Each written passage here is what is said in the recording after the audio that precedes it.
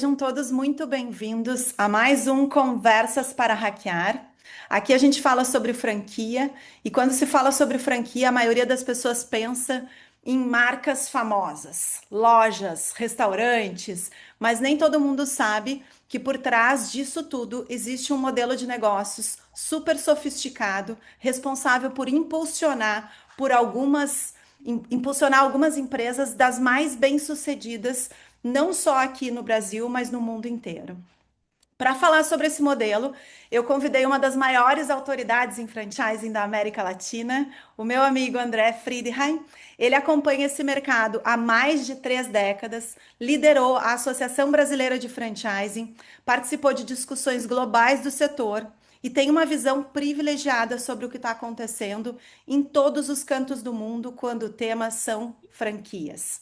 Além de master franqueado das redes Café do Ponto e Casa Pilão, ele é uma referência internacional quando o assunto é franchising.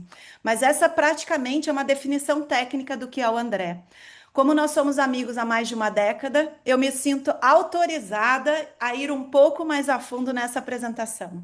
Porque o André Friedheim é um exemplo de liderança, de cooperação, de legado no franchising, tem uma trajetória construída sobre reputação, confiança e serviço ao setor, isso é inegável. A sua atuação empresarial e institucional demonstra coerência entre tudo isso, valores pessoais e decisões estratégicas. São mais de 35 anos no franchising, consolidando uma visão baseada em colaboração, execução, aprendizagem contínua e visão de longo prazo. Alguns dos pilares de liderança do André, que são sinônimo dele, são confiança, competition, execução, sim, o cara executa e muito, e serviço, sim, também. Ele lidera sempre pensando no coletivo e não só em interesses individuais. E tem todo um legado construído que baseia o seu processo de liderança com família, com educação e com valores. Resumindo um pouco da trajetória do André, em 1989 ele ingressa na Francap como estagiário. Na década de 90 ainda ele reinventa a empresa após mudanças econômicas, participa de tudo isso junto com todo o time da Francap na época.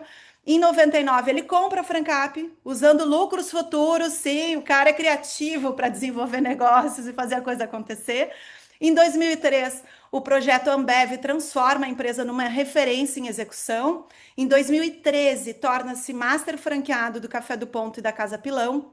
Em 2019, ele assume a presidência da ABF durante a pandemia, sim, num dos momentos mais históricos e inusitados de todas as nossas vidas. E também, não bastando, foi líder da Task Force do World Franchise Council. E por isso, André, seja muito bem-vindo ao nosso Conversas para Hackear.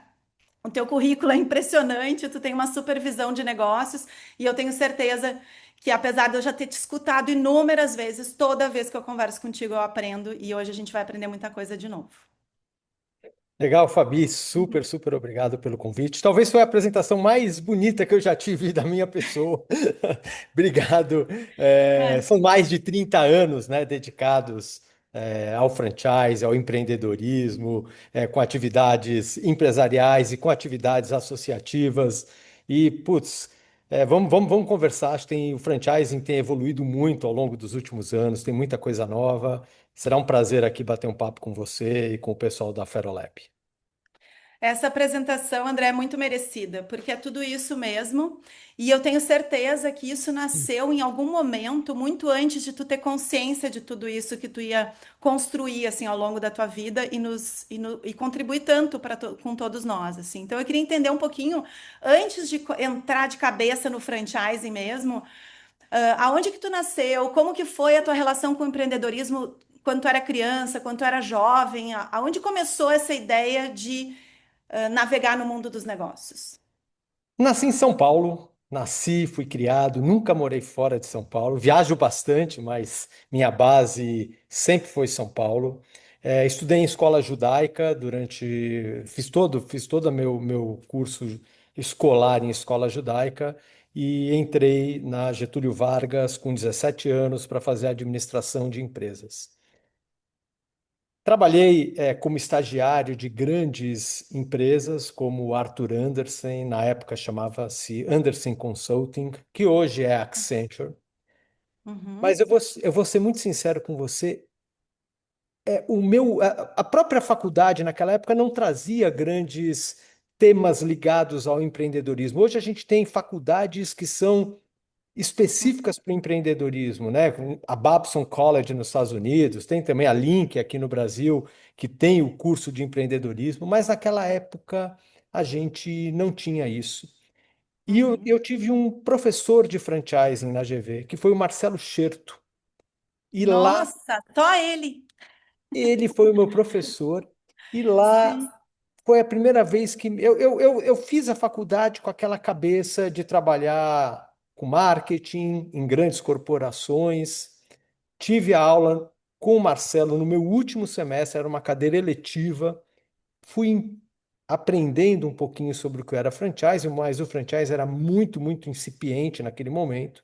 Estou falando isso final dos anos 80, final dos anos 80. É, E uma coincidência enorme, eu fui no setor de estágios da GV e vi nesse setor de estágios, naquelas placas de camurça, né? Antigamente eram umas telas assim de camurça e com Sim. uma taxinha assim, tinha um estágio numa empresa chamada Francap. Uhum. Eu simplesmente liguei para a Francap naquele momento, dois sócios me atenderam, eu trabalhava na Andersen Consulting, os dois sócios fundadores da Francap me atenderam. E, resumo da ópera, fui contratado como estagiário naquele momento e estou aqui até hoje. Muitas coisas aconteceram. E eu vou te falar, só respondendo a tua pergunta, que o empreendedorismo, para mim, ficou muito claro e evidente quando comecei o meu trabalho na Francap. Porque ali eu comecei a ver empreendedores, donos de empresa, que tinham criado conceitos de negócio, que eram empreendedores na raça mesmo, e que queriam Uhum. estruturar todo o seu crescimento e utilizar a franquia como esse vetor de crescimento. E ali eu entendi o que é ser empreendedor, né? O dia a dia de um empreendedor, as mazelas, as coisas boas do empreendedorismo, as dificuldades, o que é empreender num país como o Brasil, as dificuldades. Então, eu não tive uma relação com o empreendedorismo durante a minha formação enquanto jovem e na própria Uhum. faculdade. Meu sonho era outro, né? Sim. Mas obras do acaso, eu acabei entrando na Francap como estagiário e minha vida, minhas relações pessoais, os meus amigos, muito veio desse mercado que eu amo e que eu brigo por ele o tempo inteiro. Sim, que é um mercado super colaborativo, né? E tem muito a ver com a tua raiz, né, André? Tu é um cara super generoso e que gosta de fazer muitas trocas e acaba encaixando muito bem com tudo isso que acontece no franchising, né? Muita gente que vai nos acompanhar aqui, que nos acompanha depois no canal do YouTube também da Ferolab, são pessoas que não são do franchising. Muita gente é de negócios, é de RH, alguns estão querendo começar a empreender. E por isso não sabe muito bem o que que é o franchise, né? Isso que para nós já é o nosso dia a dia, assim.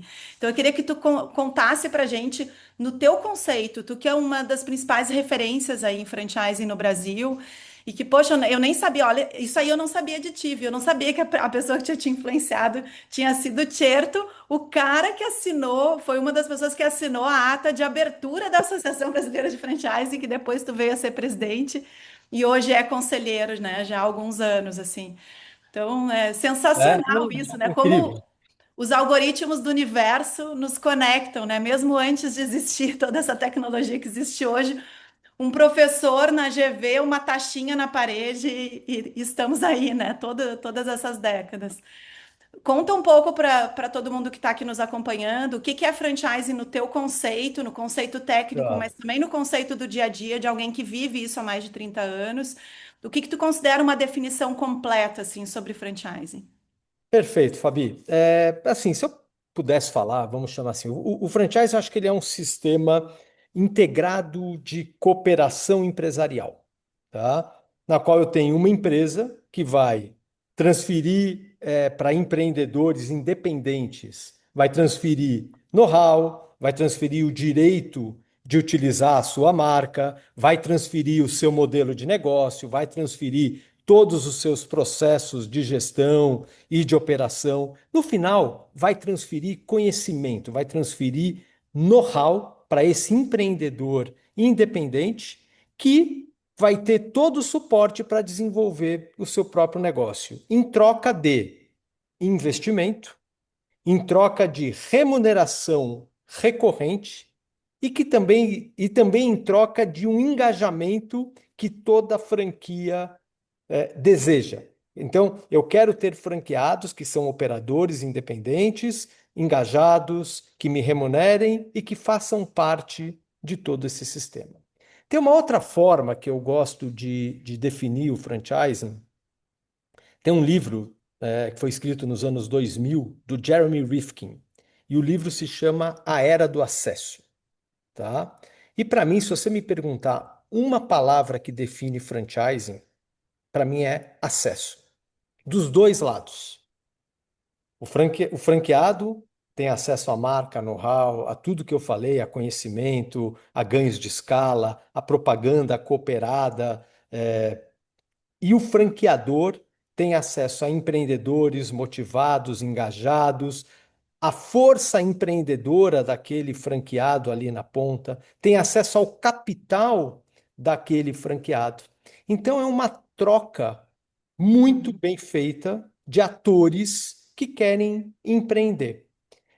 Então, esse livro de Jeremy Rifkin, ele fala o seguinte: vale mais o acesso a curto prazo do que a propriedade a longo prazo. Essa é a definição da era do acesso. E franchising é exatamente isso. Eu dou acesso a curto prazo a uma série de empreendedores que querem montar os seus próprios negócios, né? Em vez desses caras montarem outros negócios e se tornarem proprietários, mas eles vão demorar muito mais tempo para que isso aconteça. Então, essa é uma definição que eu gosto. E do lado do franqueado, é você ter o seu próprio negócio, mas você não estar sozinho. Eu acho que isso tem uma diferença enorme quando a gente fala em empreendedorismo, tá? Uhum. Lembrando de uma coisa aqui que eu acho que é importante, que eu tenho falado bastante isso com você. Tudo isso que eu falei é a teoria e o franchising funcionou muito bem ao longo desses 30 anos que eu trabalho com isso, mas eu sinto que o franchising também vem evoluindo, vem mudando, vem se reciclando, se eu pudesse falar. Então, até então eu falei agora que franquia é marca, é know-how, é território de atuação. Mas o franchising moderno, o que a gente vê muito nos Estados Unidos, não adianta mais eu só dar esses fatores diferenciais para o meu franqueado.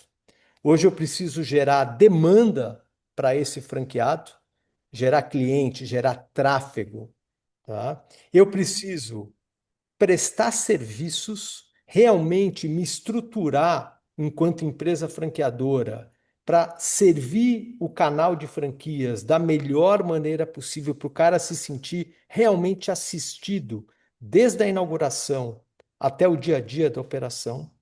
E eu preciso embarcar tecnologia dentro da franquia para ganhos de eficiência. Tá? Uhum. Então, sai da questão marca, know-how, território e passa para uma questão de demanda, serviços e sistemas. É assim que eu enxergo o franchising, o sistema de franchising que a gente vive hoje aqui no Brasil. Excelente, André. Eu acho que é uma definição super completa e que fecha muito com o dia a dia do franchising, né? Porque às vezes quem não conhece o franchising ou conhece só essa vivência mais técnica, definições, ou viu uma feira de franquias, estudou um pouco, ou leu algum case de franquias, não consegue traduzir isso na prática, né? E na prática tem muito a ver com essa construção desse sistema integrado de cooperação, assim, né? E como que funciona esse trabalho de cooperação no dia a dia no franchising? Como isso impacta positivamente para o sucesso de todos esses stakeholders que estão envolvidos? E aonde entra a confiança? Que tu tem falado bastante sobre isso também, que eu acho que é um ponto importante. Assim, vamos primeiro então falar de confiança. A relação de franquias ela é regulada por um contrato, né? Existe um contrato de franquia que regula toda essa relação franqueador-franqueado. Mas esse contrato não consegue prever absolutamente tudo que vai acontecer na relação entre as partes daqui 10, daqui 20 anos, tá? Então, a confiança, ela é muito, muito, muito importante. Ela é estabelecida desde o momento eh, que eu começo o meu processo de seleção de franquias. E ela tem que permear essa relação, esse olho no olho entre franqueado e franqueador e entre o próprio franqueado com os outros franqueados que fazem parte dessa rede, né? E a Uhum. confiança, de alguma forma, ela reduz, se a confiança existe nesse modelo, ela reduz todo o custo de controle que eu preciso fazer do modelo, tá? Ela reduz o custo, ela acelera as decisões, né? Porque eu confio, então eu voto positivamente, eu agrego, eu deixo acontecer, eu franqueado e o próprio franqueador. Então, ela acelera uma série de decisões e permite, de uma maneira muito transparente, que as pessoas compartilhem os seus problemas, os seus cases, os seus acertos. Então, se existe confiança permeando esse sistema, ela é muito positivo, né? Cai custo e cresce o engajamento e a troca de informações. Eu acho que é isso. Então, é, eu acho que é um pouco por aí que eu responderia como que a confiança entra no modelo, né? Eu até usei uma frase no último evento que a gente fez em Las Vegas, no Multi-Unit Franchising Conference lá, aonde eu falei que a confiança é um dos principais ativos de uma empresa franqueadora e ela não aparece no balanço. A gente deveria valorar a confiança, deveria colocar isso como um ativo, principalmente de uma empresa franqueadora que fala com tantos stakeholders, né, que são os próprios franqueados, os próprios fornecedores, o consumidor final. Então, esse é o mix. A gente fala muito nos negócios da importância da centralidade no cliente, né, e nos stakeholders de uma forma geral. E no franchising, como diz o Dr. Miguel, que sempre vai ser um grande ícone para todos nós no franchising, Dr. Miguel Krisner do Boticário, a gente respira pelo nariz dos franqueados, né? E essa parceria é uma parceria muito forte mesmo, e sem essa construção de confiança, ela fica quase inviável, né? Ou pelo menos ela fica muito menos produtiva do que poderia ser e muito menos leve também, né? Eu acho que a Sim, confiança ela traz isso, assim, ela traz essa leveza, essa fluidez na relação, onde todos podem se escutar e equilibrar tensões, né? Porque tensões no mundo dos negócios e no processo de liderança faz parte. Toda decisão que a gente vai tomar, né? E a gente está falando de duas lideranças aí, o franqueado liderando o seu negócio, né? O seu CNPJ, o seu grupo econômico, o franqueador liderando a marca e o negócio da franqueadora como um todo, mas ambos estão liderando juntos porque estão ali lutando pelo mesmo negócio, fazendo pelo mesmo sucesso, assim, né? é, Então, quando é importante, né, poder equilibrar as tensões e poder ter uma troca muito genuína. E a troca genuína só acontece realmente quando tem um ambiente de confiança, né, onde a gente pode ser transparente sobre o que sente, sobre o que percebe, sobre as intenções, né, para conseguir construir com mais força, assim, o que se quer em termos de resultado, né? é isso, Fabi. Eu até queria complementar um pouquinho, porque eu acho que tem outros aspectos que caracterizam uma relação de franquia. Quer dizer, a confiança como é o aspecto mais importante, mas a gente também tem o aspecto de convergência de propósitos, de valores. Quer dizer, eu preciso ter na minha rede, eu franqueador, franqueados que estão alinhados, estão convergentes com o meu propósito. E o franqueado precisa escolher franqueadoras que tenham o propósito que seja o mesmo propósito que ele. Então, eu falo muito de Uhum. convergência, eu falo muito de complementaridade. Franquias, redes de franquia funcionam muito bem quando os papéis das partes, franqueador e franqueado, são claramente definidos, tá? O Uhum. franqueado não pode esperar que o franqueador faça o trabalho dele e o franqueador não pode esperar que o franqueado faça o trabalho dele, né? Então, essa complementaridade de papéis é muito importante. E, obviamente, o aspecto que é bem bacana em franquia é a colaboração, né? Uhum. Eu trabalhar em rede, eu repartir dentro de um ambiente de confiança os meus erros, os meus acertos, trocar melhores práticas. Esse é o aspecto colaborativo da franquia. Então, se eu tenho confiança, complementaridade, convergência e colaboração, eu tenho uma rede que tende a ter sucesso. Uhum. Muito bom, André. E a gente acredita muito nisso aqui na Fero também, porque uma das nossas teses, que é a nossa tese de liderança essencial, a tese autoral, que o Daniel e os sócios construíram e que a gente usa como lente assim para todo o nosso trabalho de desenvolvimento de liderança em negócios. A gente fala muito sobre isso, assim, o quanto estratégia, cultura e liderança precisam andar juntos de uma forma muito equilibrada para a gente conseguir ter o melhor resultado possível, né? Até porque tudo isso é construído em conjunto, assim. Muitas vezes a cultura ela é top-down, né? Ela vem de alta liderança, mas ela só se sustenta se toda a rede, todo o time, todos os Sim. stakeholders conseguem organicamente se conectar com essa cultura, que tem muito a ver com isso que tu colocaste de convergência, né? E do trabalho de colaboração e se sentem seguros também nesse ambiente, né? No sentido de que tudo bem se eu errar e a gente estiver alinhados para o caminho que a gente está andando e a gente consertar juntos e poder colaborar e fazer as coisas acontecerem. E a gente, como líder, precisa gerenciar essa cultura, né? Gerenciar essa comunicação, esse propósito, esse engajamento e esse direcionamento de energia para que a gente consiga fazer uma construção bastante positiva, né? E numa rede de franquias, a gente tem muitos exemplos assim de boas estratégias de negócio que foram bem sucedidas e que podem ser seguidas, assim, como modelos mesmo de empreendimento, né? A gente sabe que nem toda rede ela é exemplar, né? Até porque é feita de gente, então às vezes acontecem umas coisas, né, que a gente não gostaria, que a gente não fica tão feliz.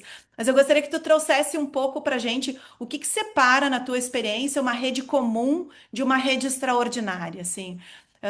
Não precisa necessariamente citar nomes, mas o que que separa, sabe? O que que acontece para se tornar de fato algo que tem sucesso em franchising, né? Para mim, assim, uma rede comum, Fabi, simplesmente vende franquias. Uma rede extraordinária desenvolve franqueados e melhora continuamente a rentabilidade dessas operações, tá? Uhum, Essa é a diferença, não é o simples vender, é, é a jornada como um todo, tá? E uhum, aí eu vou destacar alguns pilares que eu acho importante. Primeiro, o franqueado precisa ganhar dinheiro, né? uhum, Então, eu preciso ter uma rede de negócios que permita que o franqueado rentabilize, tenha payback, seja interessante para ele. Depois, a seleção de franqueados, ela é fundamental. Você deu a frase do Miguel, a minha frase é: o maior ativo de uma rede franqueadora é o seu time de franqueados. Então, não é uhum. vender a franquia para qualquer um. Eu preciso selecionar muito bem o meu parceiro de negócio, o meu franqueado, que comunga comigo de tudo que a gente falou agora de confiança, de complementaridade, de convergência, que comunga da minha cultura, né, para que a minha rede se torne uma rede extraordinária. Eu preciso me capacitar e ter o serviço, prestar o serviço para esse franqueador, para esse franqueado, desculpa, a qualquer custo, né? Então, eu costumo falar que a área de consultoria de campo deveria se chamar área de sucesso, tá? Uhum, É responsabilidade do franqueador, não é garantir o resultado, tal, mas é prover o franqueado, prover a sua equipe de franquias da melhor forma possível para que tenha sucesso. Sucesso para mim é operação rentável, operação padronizada, cliente engajado, quer dizer, é como que eu vou medir quais são os meus KPIs de sucesso. E uhum, também na questão redes fantásticas, redes extraordinárias, tem governança. Tem canais reais de escuta, tem participação efetiva do franqueado em comitês, em conselhos, tem prestação de contas do fundo de propaganda, que geralmente é um assunto meio caixa preta. Então, Hum. esse para mim, essas são as redes extraordinárias, tá? Tem muita rede aqui que vende franquia e que está no mercado, mas a rede extraordinária acho que congrega um pouco disso tudo que eu falei agora. Sensacional, André. Eu acho que esse conjunto de características que tu trouxeste traz muita clareza assim para essa avaliação assim de um negócio de franquias que pode ter sucesso, sabe? Não é à toa que a gente te teve aí desde o início do projeto da Fero, né, como um dos nossos consultores aí com a Francap e também agora como nosso conselheiro aí de todo o nosso trabalho aqui de franchising também.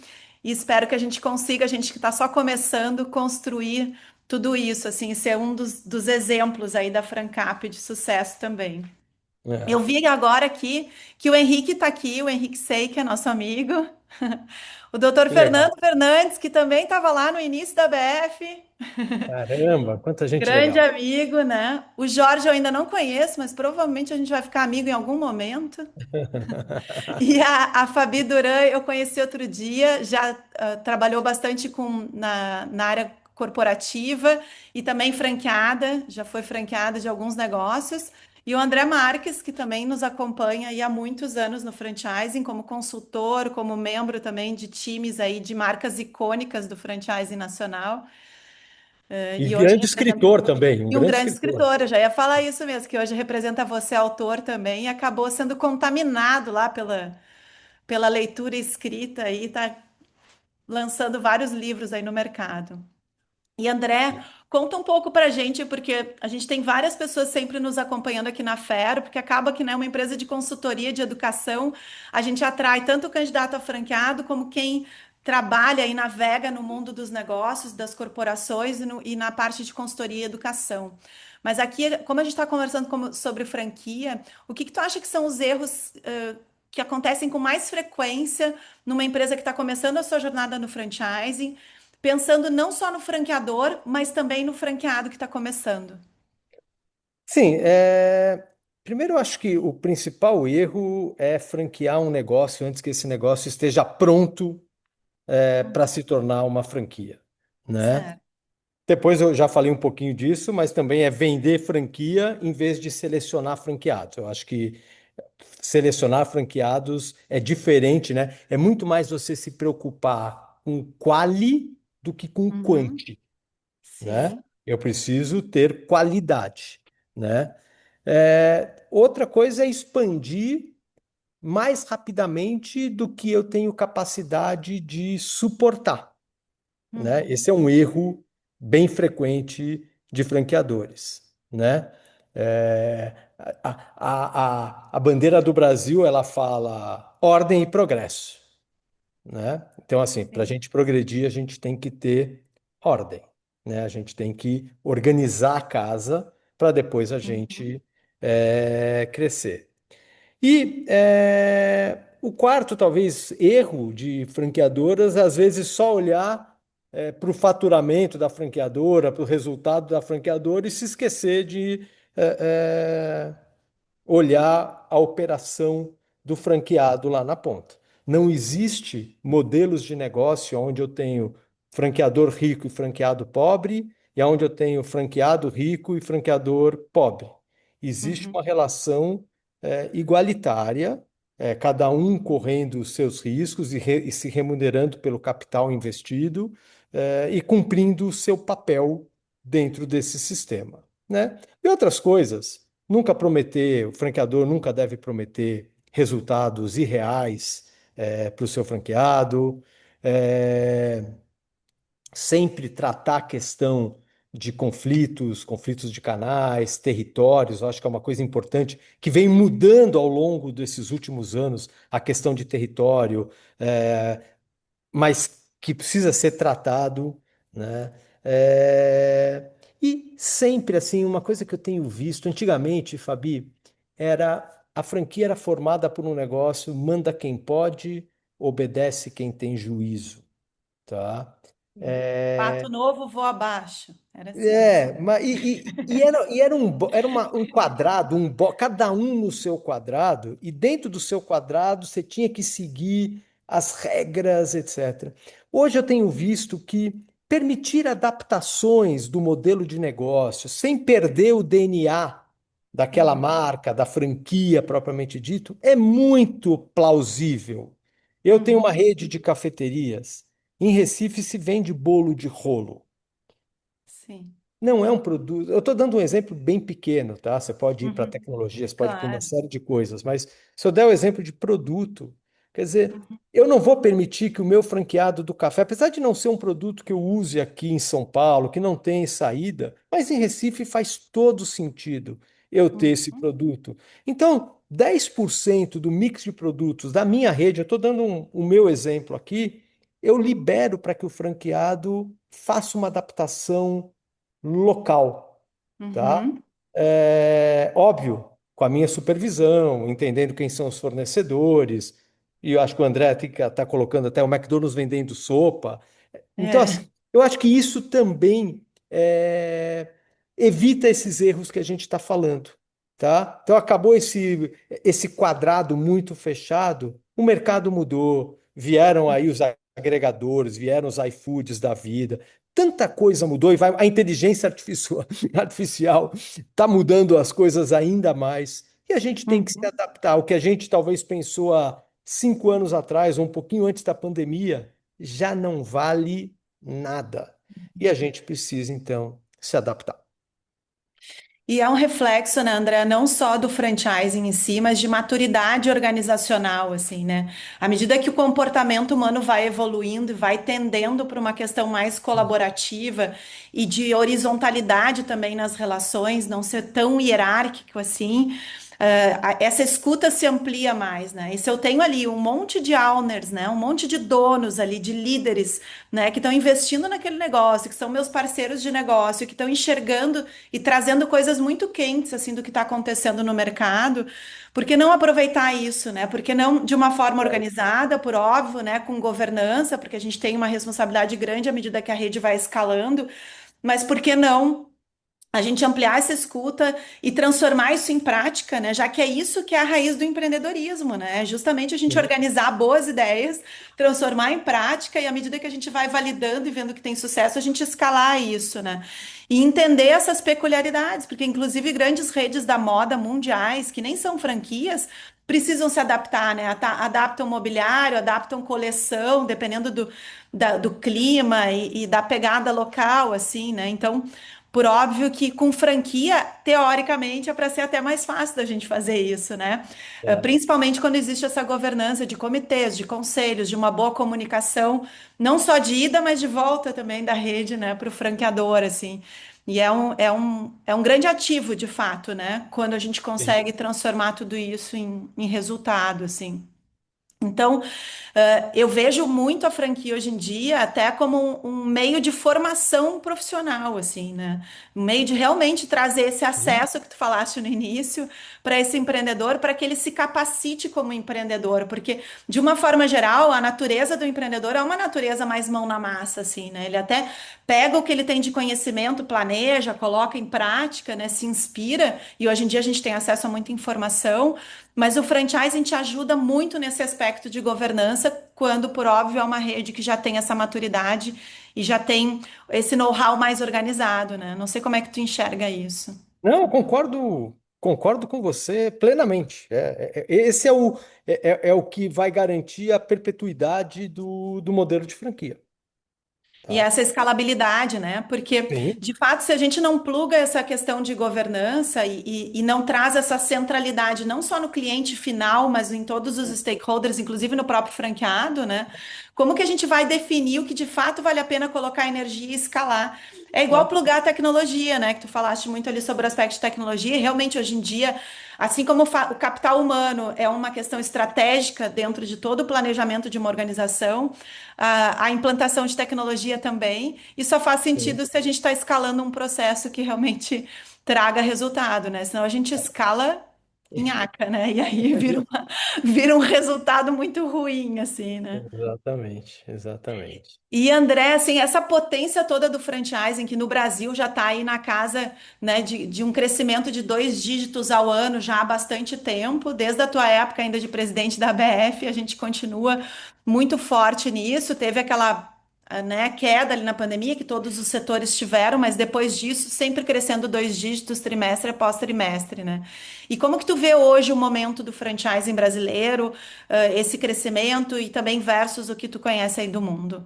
Sim, Fabi, putz, o franchise brasileiro continua forte, continua crescendo, continua abrindo muitas unidades de franquias todos os anos. A gente já está num mercado hoje de mais de 300 bilhões de reais de faturamento, um crescimento de mais de 10% em relação ao ano passado, né?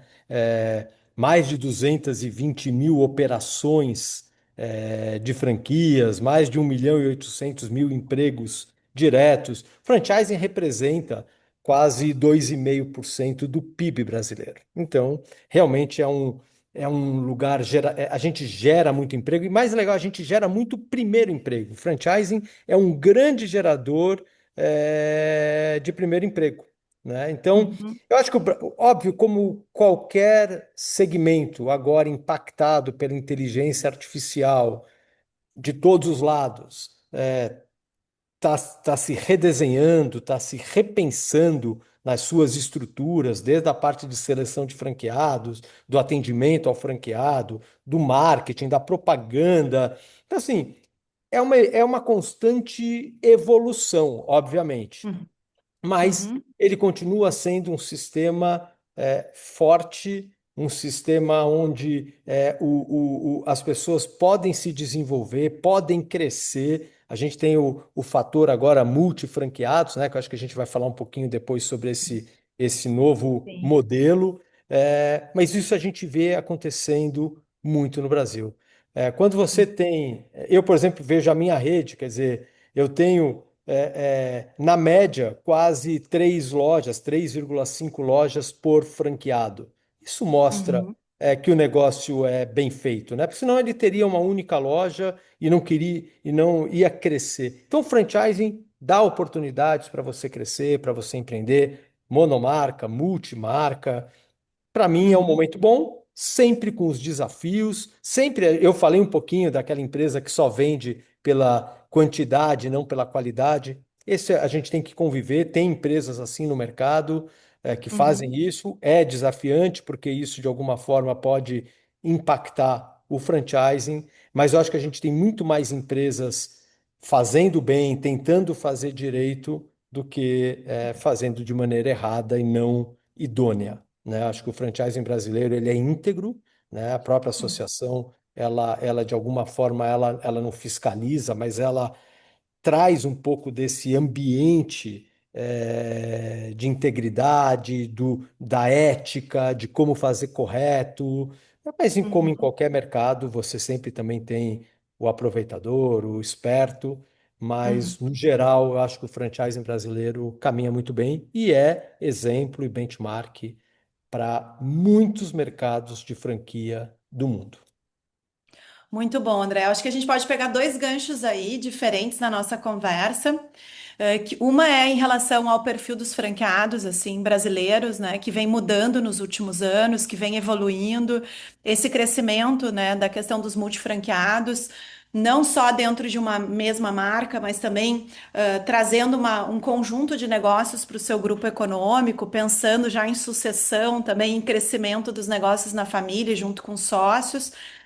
E também essa questão mundial, assim, do desenvolvimento do franchising, né? As coisas que tu enxerga aí, tu que navegou também como líder da Task Force do World Franchise Council, trocando com várias nações aí que trabalham com franchising e outras associações também.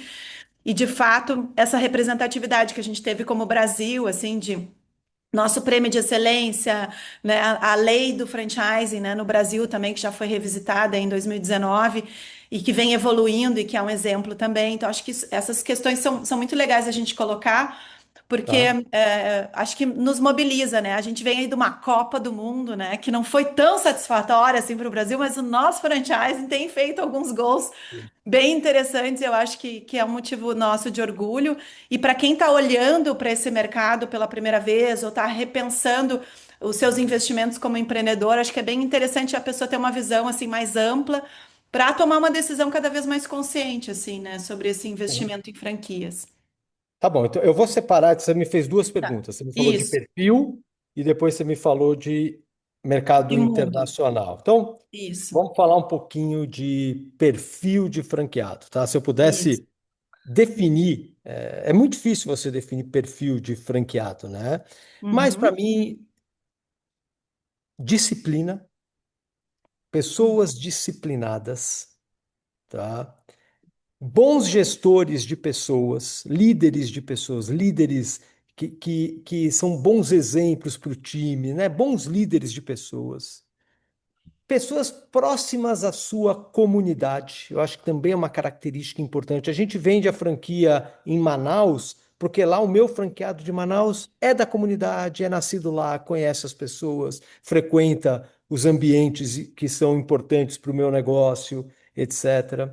Eu acho que os bons franqueados são aqueles bons empresários, são aqueles caras que estão atentos a números, né? Sabe, que não deixam a gestão solta, né? Que são caras preocupados é, com o dia a dia, né? E ele tem que ter uhum, um pouco do espírito empreendedor, tem que ser um cara resiliente, tem que ser um cara tomador de risco, porque sim, tem risco. Montar um negócio hoje, independentemente se é na franquia, se é fora da franquia, carrega risco, né? Então aí você tem um pouco de todas as características de um empreendedor, né? uhum, Pô, de tocar um negócio, de acordar, dormir, quer ser um cara muito dedicado, muito empenhado. Muita gente, pô, mas eu vou comprar uma franquia e tô tranquilo. Não, você vai trabalhar muito mais do que se você for um funcionário CLT de uma empresa, uhum, porque é sua responsabilidade de tudo, né? Tem um grande exemplo, né, que é um jargão que todo mundo fala. Um cara para se formar franqueado no McDonald's, ele passa 9 meses na Universidade do Hambúrguer. Se faltar 100% do time do franqueado naquela loja, naquele dia, aquele franqueado ele sabe limpar banheiro, ele sabe fritar hambúrguer, ele sabe operar o caixa, ele sabe limpar a mesa, ele sabe limpar o vidro, ele sabe fazer tudo. uhum, Então, é nisso que eu falo um pouco da disciplina, do engajamento. Quer dizer, uhum. eu, como franqueado, preciso conhecer o meu negócio a fundo. Então, eu falei bastante coisa aqui, mas é um pouco de como Sim. eu enxergo o franqueado o franqueado em geral, tá? E o Uhum, brasileiro, como a gente é um país, nós somos o quarto maior país de franquias no mundo, né? A gente perde uhum, só para os Estados Unidos, China, Coreia do Sul, e aí vem o Brasil em número de unidades franqueadas, mais de 220 mil, que nos coloca. Então a gente tem bastante experiência, com relação a isso. muito bom. Agora você falou um pouquinho do mercado americano, do mercado internacional. Então, o Brasil é referência, como eu falei, eu fui o último chairman da Task Force do World Franchise Council, né, do Conselho Mundial de Franquias, uma posição super importante dentro desse conselho. Essa World Franchise Council fica sediada em Londres.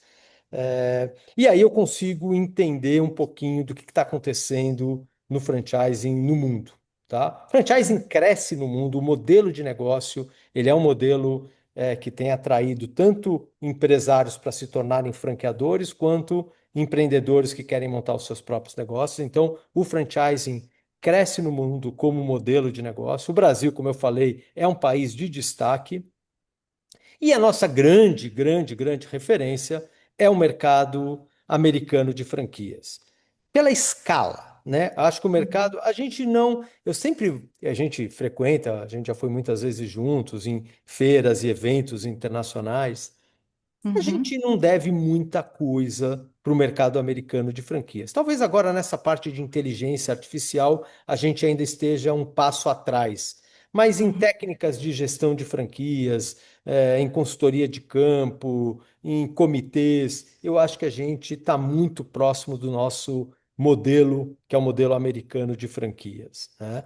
Mas Uhum. o que eu acho que a grande diferença ali se chama escala, Uhum. né? Enquanto uma rede no Brasil franqueadora tem em média 60 franquias, nos Estados Unidos esse número vai para 400 franquias, né? Sim, no último Enquanto Multi-Unit, né, a gente conheceu o Greg Flynn, né, que tem 3.000 franquias, mais de que é o 3.000 maior operações, né? franqueado, que fatura 5 bilhões de dólares, né? O É. maior franqueado americano, fatura 5 bi, e agora ele tinha uma rede cem por Hum, cento de alimentação, né? sim. De várias marcas de alimentação, com mais de 3.000 restaurantes, nos Estados Unidos inteiro, Austrália e Nova Zelândia. E agora ele entrou, que ele falou lá no evento, na área de fitness, né? Ele se tornou um franqueado agora de academias de ginástica. Ele vende o hambúrguer para depois pôr a galera Se para alimenta de um lado e gasta do e outro. Isso gasta aí. do outro. Mas esse é o mercado. E outro dado super bacana que eu sempre falo, e estou cansado de falar isso, não me levem a mal aqui, os 200 maiores franqueados americanos faturam o que fatura o sistema de franchising brasileiro inteiro, Inteirinho. né? Que Esses loucura, né? 300 bilhões de reais são faturados por 200 franqueados, tá? 200 franqueados americanos. Então, e o mais interessante, né? A gente fatura esses 300 bi com 220 mil operações. Esses 200 franqueados americanos faturam os mesmos 300 bi com 36 mil operações. Então você vê aí, primeiro, o tamanho das operações desses caras Uhum. e escala, né? Que é um pouco do que, como eu comecei a falar. O jogo aqui é escala. Mas eu não tenho aquela síndrome do vira-lata, né? Que a gente Uhum. muitas vezes tem em vários negócios. Não, porque o Brasil, porque no franchising não é síndrome, é complexo, né? Complexo do Isso. vira-lata. Eu não tenho esse complexo em relação ao nosso franchise. A gente faz um franchising de altíssimo nível. E que vem amadurecendo muito nos últimos anos, né, André? A gente que acompanha há muito tempo a feira de franquias da BF e vários outros eventos que reúnem franqueados, a gente vê o grau de maturidade das conversas, né? Eu que estou aí já com 26 anos de franquias, agora com processo aí de expansão da Fero, de conhecer possíveis parceiros nossos, o nível de conversa é outro, a maturidade, a consciência, né? O tipo de pergunta que as pessoas fazem, a quantidade de conversas que a gente tem, a profundidade é outra também, porque as pessoas estão muito mais preparadas, né? Tá Sim. todo mundo realmente usando essa informação mais a sério e entendendo que é um modelo de negócios que tem os seus riscos também, que tem muita oportunidade, muita abertura, porque assim como né, o setor do primeiro emprego, assim, o franchising realmente ele abre muitas portas, a gente emprega em média de 8 a 9 pessoas por operação franqueada, e como tem todo esse know-how organizado, né, é muito fácil de acolher quem está começando, né? E isso também É. vale para o empreendedor, né? Mas a gente tem visto o quanto essa maturidade está atraindo também empreendedores mais maduros, e que desafiam o negócio e também já entram jogando, né? Já entram Sim, jogando porque eles já entram num outro nível de entendimento, assim, de apropriação do modelo de negócio, né? E a gente consegue ter resultados ainda melhores. E por isso a gente precisa se preparar muito como franqueador também, né? De ter com tudo isso que certeza. tu falaste, né? De cuidar do ganho, da rentabilidade, mas também cuidar do suporte, cuidar da troca, da tecnologia, da demanda, porque as pessoas boas que vão entrar junto com a gente nos negócios já vão entrar realmente demandando um outro nível, assim, de cuidado nosso nesse sentido, né? Quando Uhum. a gente olha, André, para a tecnologia no meio de tudo isso, que foi um dos pontos que tu colocaste ali no início, né? Tecnologia, inovação, essa evolução do modelo, como que essas coisas se plugam, assim? Porque é um sistema que, ao mesmo tempo, tem uma essência muito humana, assim, tanto que confiança é um dos ativos mais valiosos, né? E confiança se constrói no humano, no diálogo, né? Sim. no processo ali, na consistência. Até esse ano na NRF eles falaram de eficiência operacional como novo branding, né? Que tem muito a ver com confiança, na verdade, né? Que é tu entregar o que tu prometeu, né? No mínimo que tu prometeu, né? Então Mas a acho que é tecnologia pode interessante. ajudar muito, Fabi. A É, tecnologia pode ajudar muito nessa entrega de eficiência ótimo. operacional, né? Aham. Antigamente, eu para montar uma loja de alimentação ocupava 60 metros, porque eu tinha equipe, etc. Hoje eu consigo fazer o mesmo fast food com 35. Eu coloco Uhum. mais equipamento, eu sou mais eficiente, eu pago menos aluguel para o shopping, pago menos luvas para o shopping, porque eu consegui ser eficiente colocando tecnologia, colocando equipamento, diminuindo equipe, que é uma pena, por um lado, da geração Uhum. de emprego, mas eu preciso me tornar eficiente enquanto operador, de Uhum. praça de alimentação. Então, Sim. a tecnologia, ela vem em várias camadas, eu acho, dentro do franchise. Ela vem no franqueador, puta, no processo de seleção e qualificação, né? Então a gente já consegue já usar a Uhum. inteligência artificial para na parte de seleção e qualificação, desde chatbots de respostas com candidatos para dar velocidade, né? Para atender. A gente consegue na parte de treinamento que você está muito envolvida, né? A Fero está muito também com inteligência artificial. Eu acho que a gente consegue ser muito mais preciso, nem todo franqueado precisa do mesmo tipo de treinamento para a mesma rede. Eles têm Uhum. perfis um pouco diferentes e têm gaps, Sim. tanto na parte de soft skill quanto na parte de hard skills. Tem gaps diferentes. E eu, com inteligência artificial, consigo muitas vezes ser muito mais eficiente no treinamento e na abordagem que eu tenho que ter com aquele franqueado que está na mesma rede, né? Mas Uhum. eu acho que entra por também por essa camada é, de treinamento e entra em todas as camadas, né? Quer dizer, eu acho que a Uhum. inteligência artificial veio, todo mundo aqui batendo cabeça, se desafiando no dia a dia, como incorporar isso de uma maneira realmente efetiva e que traga resultados, né? E que eu não perca também a minha essência, o meu DNA, o meu jeito de ser, senão fica tudo muito automatizado, muito mecânico, né? Uhum. Então, eu acho que é um pouco disso que vem. Né? Eu gosto de falar assim, a inteligência ela está permitindo que as redes padronizem a sua própria inteligência e não apenas os seus processos e os seus procedimentos. Né? Está tendo uma padronização da própria inteligência. Então, eu Sim, acho sim, porque a bacana. gente consegue alinhar melhor, né, e disseminar melhor o conhecimento, o know-how dentro da própria organização, né, e amadurecer a forma como as pessoas têm acesso a tudo isso e poder utilizar para cruzar entre várias ferramentas e saber também em que momento plugar as ferramentas, né, porque também escalar Sim, um processo que está dando errado também não funciona, né, se a gente não tiver essa evolução de pensamento crítico e de visão sistêmica junto da organização, a gente acaba usando no lugar errado. E por um outro lado, a gente já tem visto também que assim como a gente sempre tem essa preocupação, né, quando a gente está no mundo dos negócios, com a empregabilidade, com a geração de renda, com o impacto econômico de toda e qualquer inovação que acontece, porque por óbvio, assim como por um lado, às vezes a gente poder ter mais eficiência com uma inteligência artificial e talvez substituir algumas funções assim dentro da organização. Eu não gosto muito de falar de substituir pessoas, porque às vezes é a função, né? A pessoa pode ter outra função, pode concordo, evoluir, né? concordo. A gente está falando de aumentar a eficiência e parece que a gente está tirando oportunidades das pessoas. Mas surgiu agora mesmo o nosso diretor de tecnologia aqui da House of Brains, o Maurício Ponchusca, estava me mostrando um estudo que está mostrando que nos últimos anos, com o crescimento da inteligência artificial, aumentou a oportunidade para devs, né? Para quem desenvolve tecnologia, sabe? Porque quanto mais a pessoa entende do desenvolvimento da tecnologia, da linguagem tecnológica, do ferramental que existe, ele consegue tirar mais potência da inteligência artificial, né? Sim.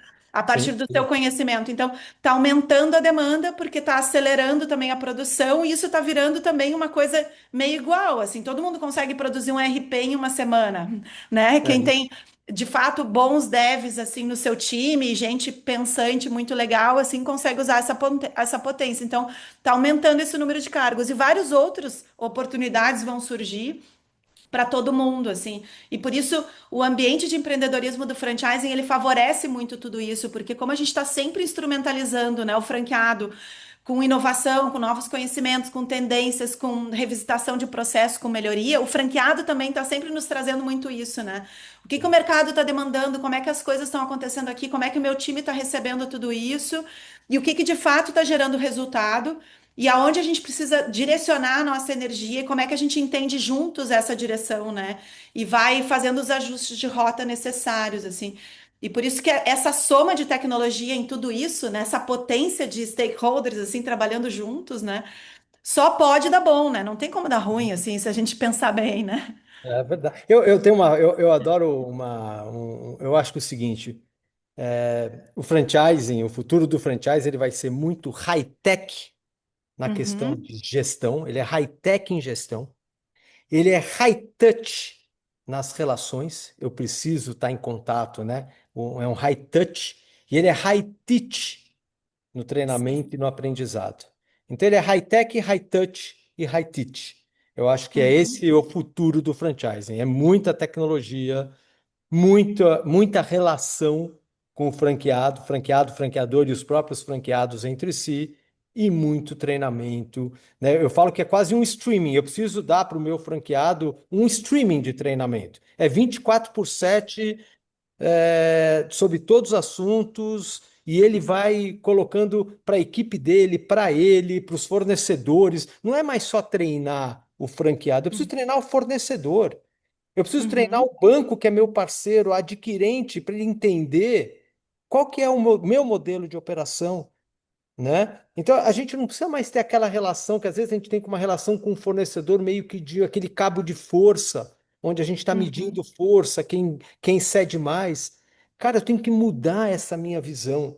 Eu tenho que ter uma uhum, visão construtiva, colaborativa, porque todo mundo faz parte de um ecossistema que tem que ganhar dinheiro e tem que ser bom para todo mundo. Senão, se você tem um elo muito frágil nesse processo todo, você vai uhum, talvez condenar uma rede de franquias que não precisava ser condenada, porque o fornecedor está insatisfeito, porque o fornecedor de software, ou o banco, ou qualquer um sim. que faz parte desse stakeholder. É, realmente Fui é um longe agora, hein? negócio. É um... Agora eu fui longe. Oi? Fui longe Foi agora. longe, foi longe. Não, mas foi sensacional, porque é isso. Resume muito o que é o modelo de negócios de franquias, que é um modelo ganha-ganha. Ele não faz Sim. sentido a gente escalar algo que não seja ganha-ganha. E para ele se manter assim sustentável ao longo do tempo, todos os stakeholders têm que participar desse processo, né? Tem que ter o seu accountability no sentido de gerir o seu próprio conhecimento, a sua própria evolução, contribuir para a evolução do negócio. E com isso todo mundo continuar ganhando ao longo do tempo, porque é um negócio, né? E é muito isso que a gente também enxerga aqui na Fero, né, no nosso negócio, quando a gente olha como escalar a educação corporativa, né? Que é algo que não é muito comum, assim, em franquia, mas que a gente conseguiu enxergar juntos essa possibilidade, assim, né? Por que não, né? Um mercado de mais de 40 bilhões no país, todas as empresas precisam dessa gestão do conhecimento, precisam se desenvolver. E por que fazer isso sozinho, se a gente pode fazer juntos, né? Por que continuar fazendo sozinho também, né? Porque a gente tem conversado com alguns consultores nessa área e eles têm olhado realmente, poxa, é mesmo, a franquia Farolá pode ser uma infraestrutura do meu negócio. Então, a forma de olhar os negócios de franquia também está diferente, porque antigamente era muito fechado, assim. Não, trabalha com a minha marca, só pode trabalhar com a minha marca, não pode trabalhar com concorrente. Hoje em dia a gente vê os franqueados, multifranqueados, né, trabalhando inclusive com segmentos concorrentes, mas com essa disciplina, com esse entendimento do valor de cada negócio, de cada marca, e trabalhando com muita responsabilidade, né?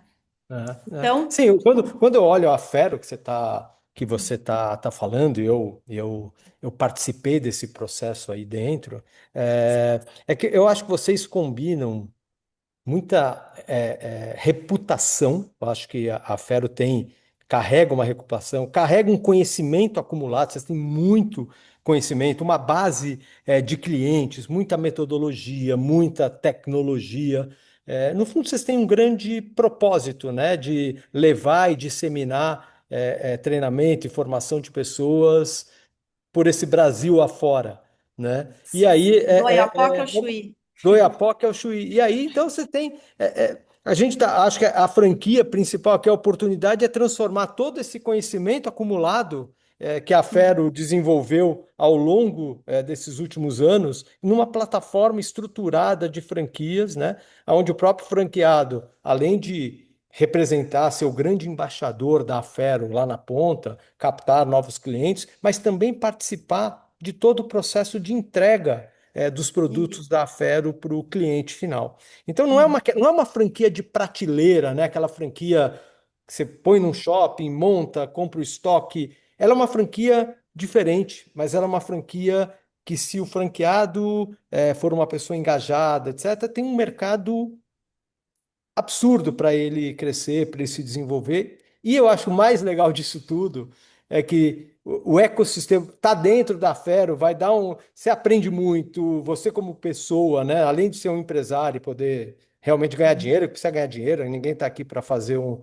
negócio uhum, socialmente, apesar de ser socialmente legal, mas eu preciso ganhar dinheiro, mas eu acho que eu aprendo muito, tá dentro desse uhum. ambiente da Fero, né? Da É House um of ambiente Brands. que demanda muito, né? Tu trabalha com vários segmentos diferentes, e é isso que me encanta bastante também.